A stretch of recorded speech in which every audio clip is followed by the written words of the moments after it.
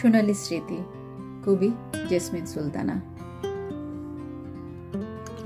কখনো কখনো মন স্মৃতিতে ফিরে যায়, কি জানি কি কারণে।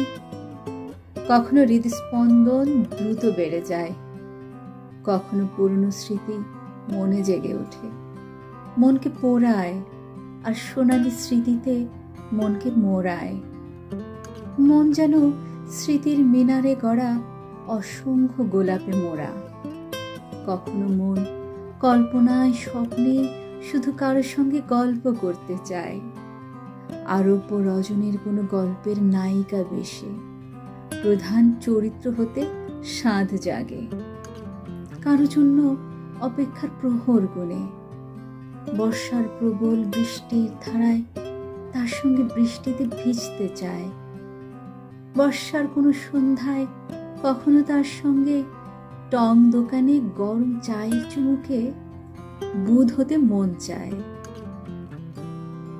জারুলের সৌন্দর্য দুচোখে মাখতে ইচ্ছে হয়, কখনো তার সঙ্গে শরতে কাশবনে হারাতে মন চায়। শরতের মেঘের শুভ্রতা চোখে মুগ্ধতা নেয়, সে মুগ্ধতা যেন তাকেও ছুঁয়ে দেয়। খুব ভোরে শীত সকালে কুয়াশার পরশ মেখে তার সঙ্গে সবুজ ঘাসের উঠোনে আনন্দ ভ্রমণে মেতে উঠতে মন চায়। পাখিদের জলসা মন ভরে দেখতে মন চায়। বসন্তে ফুলের সুবাসে তাকে খোঁজে এই মন।